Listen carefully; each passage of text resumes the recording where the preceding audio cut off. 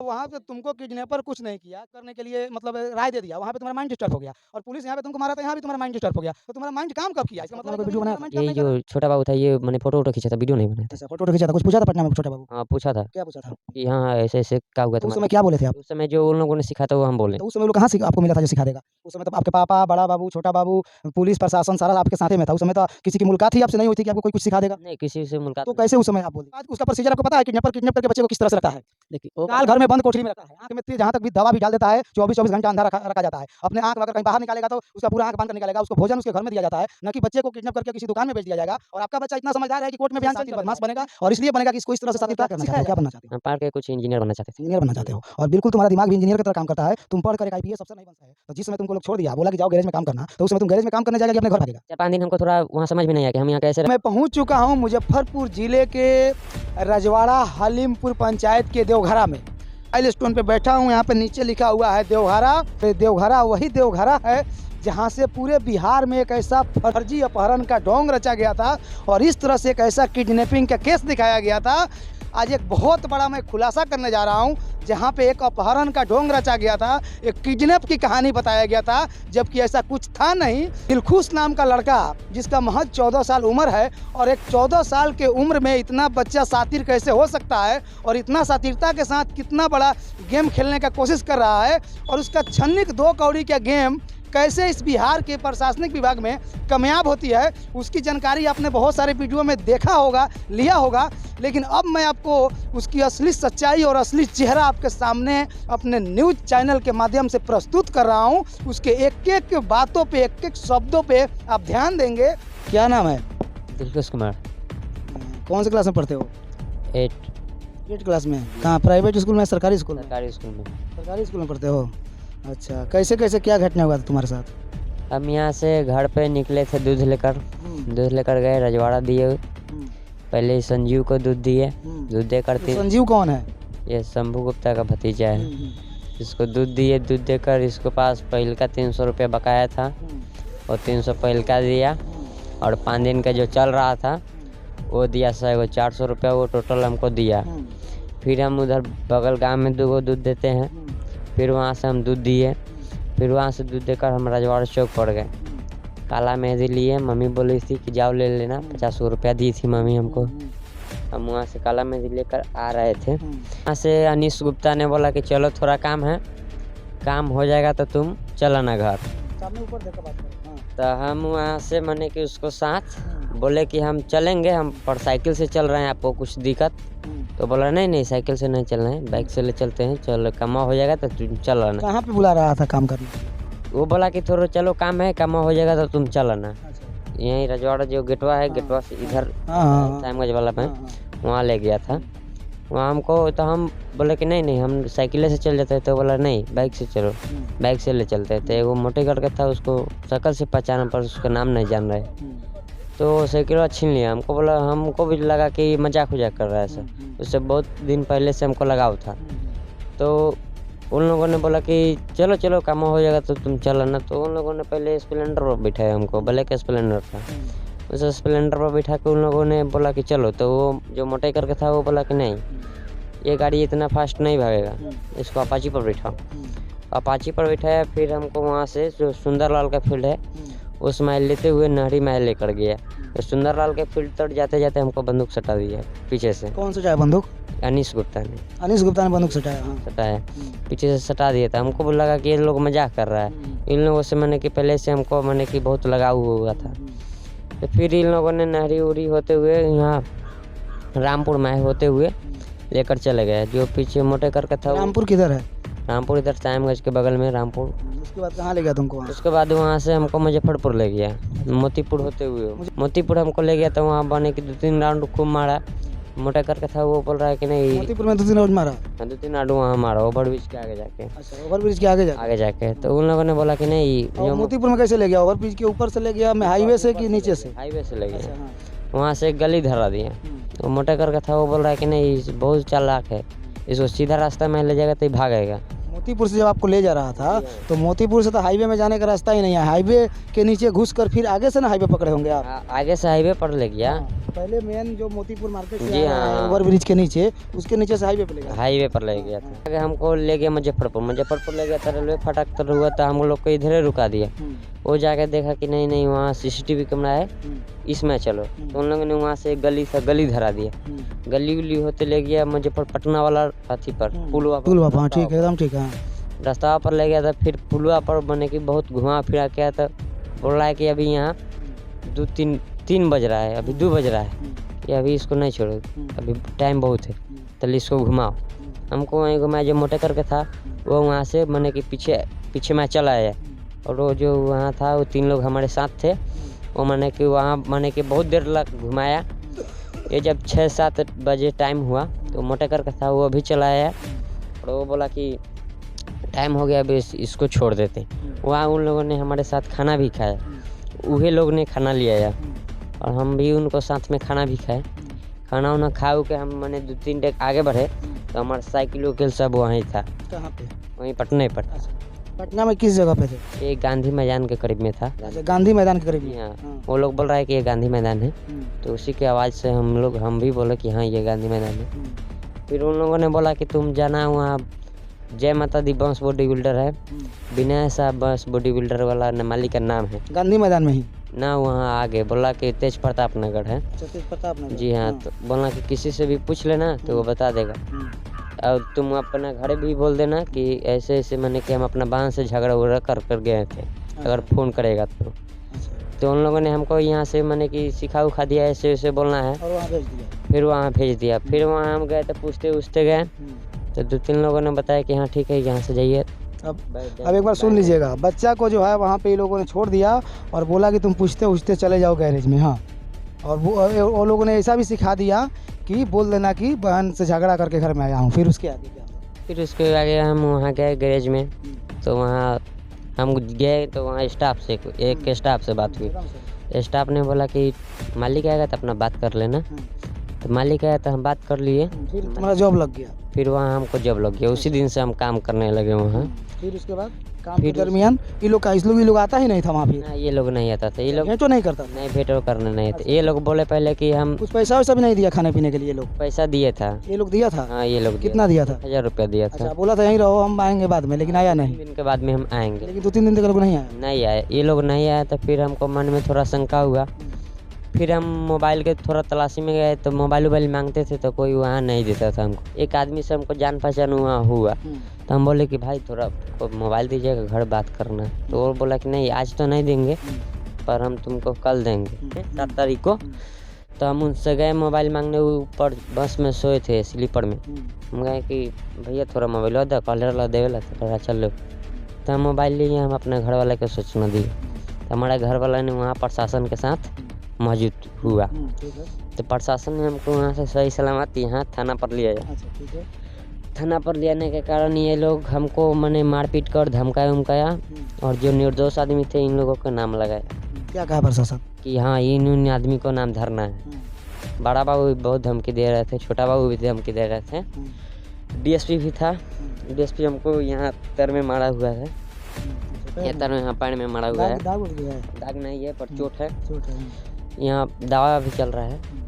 मारा उरा बहुत धमकाया उनका। जो हमारे चाचा ही लोग थे उसी लोग का नाम धर रहा था, क्योंकि ये लोग हमको छानबीन करने में आगे थे, क्योंकि इन्हीं लोगों को वो पुलिस प्रशासन नाम धरवाया रहा था। और इन लोगों ने थाना में भी गया, वहाँ कोर्ट में इधर जाके बोल रहा है कि पूरा सही बात बोलना है, जो हम बोले हैं वो याद है ना? तो हम बोले हाँ हमको याद है। फिर वहाँ गए कोर्ट में, तो मेन जज के सामने गए तो हम बोले तो इन 3 लोगों का नाम थे जो हमको ले। वहाँ पे तुम्हें इस चीज़ कैसे ख्याल आ गया कि हमको जो है यहाँ पे ऐसे नहीं बोलना चाहिए कोर्ट में? वहाँ पर क्योंकि हमको साथ जो हुआ था वो हम वहाँ बोल दिए। नहीं तो तुमको तो लगा डर होना चाहिए ना कि पुलिस वाला फिर पीछे है, मार देगा मुझे। अगर पुलिस वाला हमसे मने कि 2-3 हाथ पीछे था, तो तुम्हें मतलब फिर चाहे 10 हाथ पीछे था, तुम्हें डर होना चाहिए ना कि अरे पुलिस वाला हमको सिखाया था वही बोलूँ, नहीं तो मार देगा। नहीं वो बेटा हमको शंका नहीं हुआ था, क्योंकि हमारे पापा पीछे साथ में थे। अच्छा, जब मान लो तुम्हारे पास इतना सारा दिमाग है, सोचन शक्ति है, तो जिस समय तुमको लोग छोड़ दिया, बोला कि जाओ गैरेज में काम करना, तो उस समय तुम गैरेज में काम करने जाएगा कि अपने घर भागेगा? 4-5 दिन हमको थोड़ा वहाँ समझ में नहीं आया कि हम यहाँ कैसे रहें, कैसे खाए पिए। एज तुम्हारा एक्यूरेट कितना हुआ? एज हमारा यही एम की जो 5वां महीना आएगा तो 15 साल पूरा रहेगा। पढ़ कर क्या करना चाहते हो, क्या बनना चाहते हो? हम पढ़ के कुछ इंजीनियर बनना चाहते थे। इंजीनियर बनना चाहते हो, और बिल्कुल तुम्हारा दिमाग भी इंजीनियर की तरह काम करता है। तुम पढ़कर एक आईपीएस अफसर नहीं बन सकता है और एक निष्पक्ष नेता नहीं बन सकता है, क्या इस चीज़ को मानते हो? नहीं, ये चीज़ को नहीं मानते क्योंकि इसमें बहुत लोग घूसखोर भी होते हैं, इसलिए हम तुम्हारे इंजीनियर। लिए सबसे पहले हमने आवाज़ उठाया था और बोला था क्यों किसी का लाल है, किसी का दर्द है, और अभी तक नहीं मिला। पुलिस पर मैं थाना तक जाकर थाना का भी वीडियो बनाया, चीज़ पता है? नहीं, ये सब हमको पता नहीं था। तो तुम बताओ, जब तुम किसी को भी बताए हो कि मैं मेरी दीदी के साथ मेरी झगड़ा हो गया था तो मैं गुस्सा में आ गया था? क्योंकि ये लोगों ने पुलिस पर ये जो हमको सिखाए थे ये हम थाना में बोले थे। थाना लोग हमको बहुत दबाव डाला था।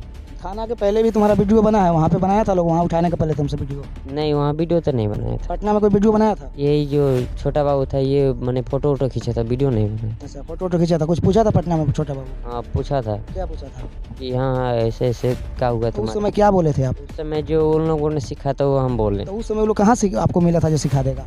उस समय तो आपके पापा, बड़ा बाबू, छोटा बाबू, पुलिस प्रशासन सारा आपके साथे में था। उस समय तो किसी की मुलाकात ही आपसे नहीं हुई थी कि आपको कोई कुछ सिखा देगा? नहीं, किसी से मुलाकात। तो कैसे उस समय आप बोल दिए? हम उस समय जो ये लोग सिखाए थे संजीव, राजीव, अनिश गुप्ता ने, इन लोगों ने, वो हम बोले। तो क्यों हमेशा उसी का सिखाया हुआ बोलिएगा? आप अपने घर में रहिएगा तभी उसी का सिखाया हुआ बोलिएगा, कभी किसी का सिखाया हुआ बोलिएगा। कैसे आपके ऊपर कोई भेद करेगा, विश्वास करेगा? क्योंकि हमारे अंदर वहाँ जो है ना जो डर बन गया था। प्रशासन थी ना भाई, प्रशासन के सामने किस चीज़ का डर? आपका पिताजी थे वहाँ पे, किस चीज़ का डर? हमको भी थोड़ा शंका। देखिए, उम्र कितना है तुम्हारा? ये 14 साल। 14 साल का बच्चा। आप बताइए महोदय कि यह 14 साल का बच्चा अब एक निष्पक्ष आईपीएस अफसर बनेगा या फिर एक निष्पक्ष नेता बनेगा? कहीं ना कहीं से शातिर बदमाश बनेगा, और इसलिए बनेगा कि इसको इस तरह से शातिरता सिखाया जाता है। जबकि ये लड़का कह रहा है कि मुझे छोड़ दिया गया अपराधी के द्वारा, तो मैं जाकर जॉब वहाँ पे ज्वाइन कर लिया। जबकि कुछ लोगों से ये लड़का ये खुद बोला है कि मैं अपने दीदी से झगड़ा करके आया। मेरी संत लाल राय जी से बात हुई थी बच्चा इनके हाथ में आने के बाद, तो इन्होंने बोला था कि किडनैप नहीं किया था, बच्चा जो है अपने आप चला गया था, ऐसे बोल रहा है। सही बात है? पुलिस के प्रताड़ना अगर उसको की है आपके अनुसार, या उसके अनुसार अगर उसको पुलिस मारपीट किया, टॉर्चर किया है, उससे पहले आपकी हमारी बातचीत हुई फ़ोन पे। गया था पटना? हाँ, पटना कौन ले गया था? बोल रहा है कि बोलो साइकिल से बोलो मुजफ्फरपुर चल गए। काहेला? क्या ऐसा ही है, बोलो चल गए मुजफ्फरपुर, मुजफ्फरपुर से बोलो बस पकड़े तो गए पटना। हाँ। वो बोल रहा है कि वहाँ गया तो वहाँ के आदमी बोल रहा था कि बोल रहा है बोलो हमारा बाप मतारी नहीं है। अच्छा। बोलो बाप मतारी नहीं है, बोलो चाचा चाची है। किडनैप होने के बाद उसका प्रोसीजर आपको पता है? किडनैपर किडनैप करके बच्चे को किस तरह से रखता है? सब बात उल्टा साल घर में बंद कोठरी में अरे आँख में जहाँ तक भी दवा भी डाल देता है, 24-24 घंटा अंधा रखा जाता है। अपने आँख में अगर कहीं बाहर निकालेगा तो उसका पूरा आँख बांध कर निकालेगा। उसको भोजन उसके घर में दिया जाता है, न कि बच्चे को किडनैप करके किसी दुकान में बेच दिया जाएगा। और आपका बच्चा इतना समझदार है कि कोर्ट में बयान चेंज कर देता है, पुलिस के मार से कुछ भी बोलता है, और उसको ये नहीं समझ में आ रहा है कि उसको बोला कि जाओ वहाँ पे आगे चल जाना, उधर नौकरी मिल जाएगा। तो बच्चा नौकरी करने जाएगा, आपके सामने बोल रहा है ना कि भाग कर जाएगा, तो भाग तो अपने घर जाएगा। ये बताइए, तो किडनैपर के चुंगल से निकला हो, वो नौकरी पकड़ने जाएगा संतलाल जी?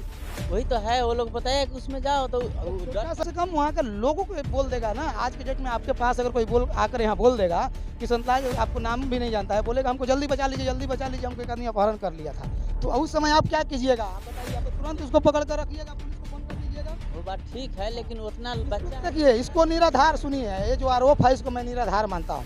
कोई भी जनप्रतिनिधि नहीं चाहेगा, वो भी खास करके अपने पंचायत में, कि इस तरह का अपराध हो, चाहे कितना भी एंटी हो, क्योंकि उसको क्षेत्र चलाना है ना, उसको राज करना है आपके दिलों पे, आपके कलेजा पर दाल दड़ना है, आपसे पैसा चूसना है। कैसे आपके साथ इतना बड़ा घटना घटित करके और कैसे इसको उल्टा अंजाम देगा, अपने राजनीतिक जीवन को कैसे ऐसी तैसी कर लेगा? सोचिए जरा कि आपके लड़का का जो किडनैप किया गया, किसी तरह का किडनैपिंग का आप प्रोसीजर ही नहीं बता रहे हैं ना, वो बता रहे हैं ना, आप लोग बता रहे हैं। किडनैप का मतलब समझते हैं? अपहरण करने वाला अपहरण करके क्या करता है, किस स्थिति में बच्चे को रखता है, दिया बोला ये जांच का विषय है। बच्चा बता रहा है जैसे कि मोतीपुर में, और जो बोल रहा है ना पुलिस प्रशासन के ऊपर जो आरोप लगा रहा है बिल्कुल सही लगा रहा है। और बिहार की पुलिस प्रशासन निकम्मी होती है। अगर बिहार की पुलिस प्रशासन निकम्मी नहीं होती तो एक इतना छोटा 14 साल का बच्चा उसके ऊपर उंगली नहीं उठाता और फिर इसकी सातिरपन भी पुलिस प्रशासन के सामने नहीं चलती। अभी भी कहीं ना कहीं से पुलिस प्रशासन चूड़ी पहनकर बैठी हुई है, जिसके कारण जो है लड़का उसके ऊपर इल्जाम लगा रहा है। और इसका इल्जाम लगाना भी लाजमी है, क्योंकि जिस मोतीपुर का चर्चा कर रहा है, जिस मोतीपुर से उस ओवरब्रिज के नीचे से जाने का चर्चा कर रहा है, उसमें कम से कम 20 गो सीसीटीवी होगा। कितना? 20 गो सीसीटीवी होगा। लेकिन बिहार के भ्रष्ट पुलिस प्रशासन के पास क्षमता नहीं है, पैसा नहीं है, ताकत नहीं है, टाइम नहीं है, क्योंकि उस फुटेज को खंगाले और फिर इसको कौन लेकर जा रहा था, किस तरह से लेकर जा रहा था, उसको निकाले। और इस चीज़ को जो है ना बचवा भी जानता है कि बिहार की पुलिस प्रशासन की क्या और कितना हद तक काम कर सकती है। भली भांति ये बचवा 14 साल का जानता है और इसीलिए जो है ना ये गोल गोल घुमा रहा है। अब 12 तारीख को इसका अपहरण होता है और 12 तारीख को इनके परिवार वाले को पता चल जाता है संतलाल जी को कि मेरा बेटा किडनैप हो गया। और मेरे पास 12 तारीख को ही रात्रि में कॉल चला जाता है। मैं फिर कुछ पत्रकारों को यहाँ पे भेजता हूँ और उसके बाद न्यूज़ चलने लगता है। न्यूज़ चलने के बाद ये मामला इस तरह से रूप लेता है कि कहीं ना कहीं से अब ये जांच का विषय है। और बिहार के कानून व्यवस्था पुलिस प्रशासन की जांच तो आपको पता है, अगर उसकी जांच ईमानदारी पूर्वक होती तो शायद ये बच्चा भी से विवश हो जाता। और ये बता रहे हो कि मुझे बोला कि जाओ इधर चले जाओ, काम मिल जाएगा। उस समय तुम उधर जब काम खोजने के लिए तुम्हारा दिमाग काम किया, उस समय अपने पापा को भी खोज सकता था, अपने माँ को भी खोज सकता था। और किसी के पास जाकर इंसानियत और मानवता आज भी इस धरती पे है कि किसी के पास जाता और बोलता कि मुझे किडनैप कर लिया गया था, थोड़ा सा मेरे घर पे फ़ोन कर दीजिए और मेरे परिवार के लोग आ जाएंगे, तो यहाँ तक कि तुम्हारा मदद करता और तुम्हें छुपा लेता और तुम्हारे गार्जियन को फ़ोन करता और प्रशासन को फ़ोन करता।